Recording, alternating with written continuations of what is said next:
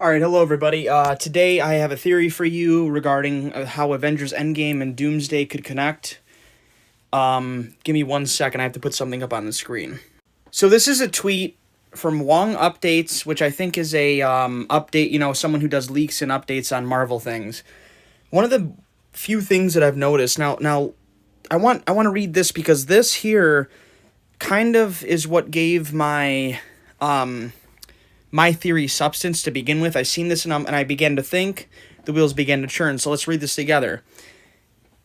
Joe Russo, on the criticism that the MCU didn't build up to Avengers Doomsday, so they're talking about how Kang the Conqueror was being built up to in the new phase and how it kind of just fell apart. This was his response to that reporter.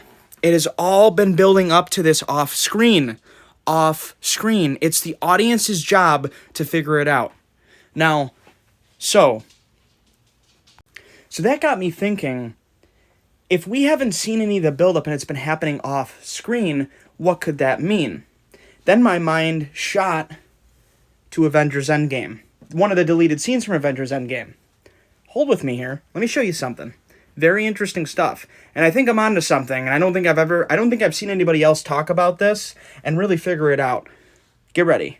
So I went on YouTube on my TV and I just brought up Tony Stark from Endgame visits the Soul World. Now keep in mind, this here, the Soul World and the Soul Stone, has been the least talked about stone. In fact, I don't think we really know just how powerful the Soul Stone is in the Soul World and anything about this world. Now, so that's something to keep in mind. I want you to pay attention as Tony snaps. This was, in fact, a deleted scene, but I do, however, believe that this is exactly... This right here, this man that we see, this is Doom, right here. The Doom from Avengers Endgame and all the whole MCU that we've had is going to be Tony Stark, the one that we know and love. And I'm going to prove it to you. Now, bear with me. So here, he snaps. The one thing that I want you to keep in mind, and you have to listen to it, because in the first few seconds, when he gets teleported, his soul gets taken out of his body, and he's in the soul world, there's a sound that plays. It's ominous, but it's low, and it's got a certain pitch to it. Now listen. Listen very carefully. You'll hear it. This is right before his daughter Morgan comes into play. Just watch.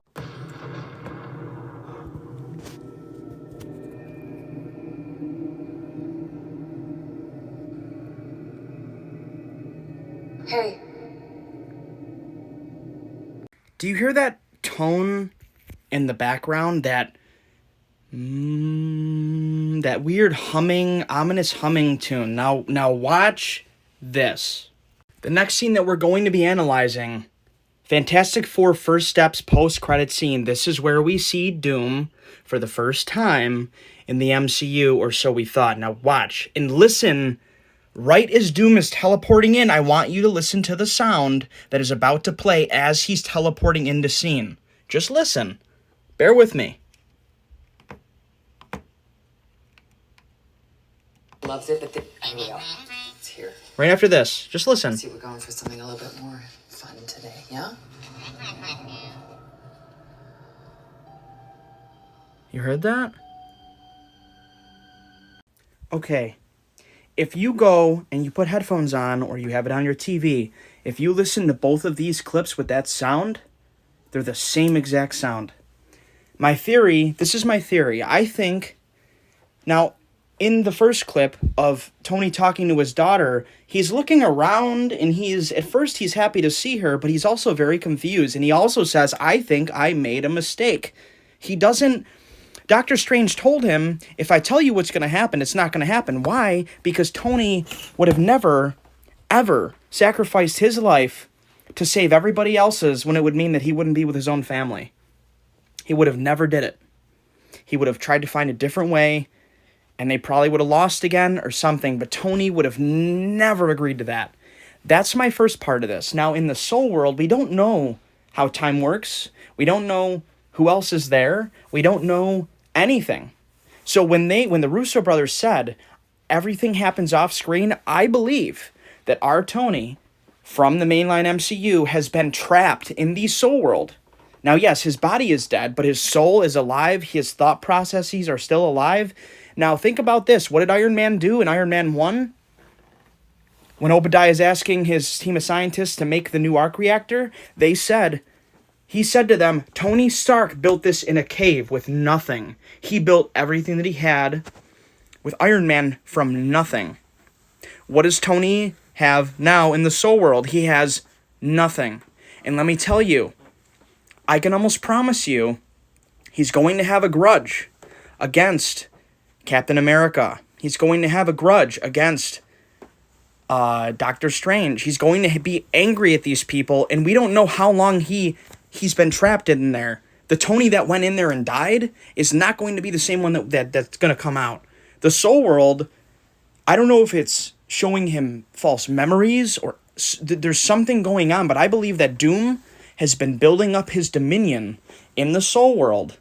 He is in the Soul Stone, and I believe that in this scene where Franklin is touching him in the face, I think that Franklin just rescued him from the Soul World and brought him out of it.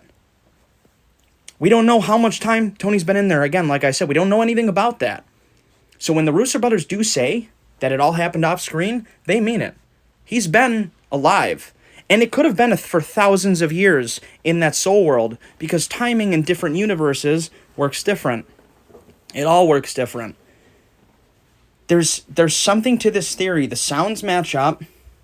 Tony seems to be off in that scene. In the Soul World scene, if you look it up, there's chairs and tables and trees in the background around Tony. I think that if somebody really wanted to, that you could manipulate the Soul World. The Soul Stone is also the only stone that needs a guardian. Red Skull was guarding the Soul Stone. Kind of weird. There's got to be some sort of power that the user could gain from accessing the Soul World. Now, when I looked up the Soul Stone on Google, it talks about how it has the ability to resurrect souls, take souls, put souls into different bodies. I think what we're going to see is Tony is going to use his old body from Endgame. He's going to have that scar on the side of his face from the side he snapped. He's going to use the combination of soul power that he gains and learns about from his God knows how long he's been in the Soul Universe. He's going to find a way to get out and say it's been a couple thousand years for him or something, and he's been building up that long. It ain't going to be the same Tony we know. He's going to be pissed. And he's going to be broken. He's going to be a broken mess because his mind is probably going to be warped. It's going to be a completely different side of Tony that we've ever seen. And I firmly believe that this is what they're doing. There's also scenes from Doctor Strange 1 where they discuss the Soul World, about how when the Sorcerer Supreme is dying and she takes her soul out of her body, she talks about how she can stretch one moment into an eternity, but it won't change what happened to her. So time when you're in the soul form is very different.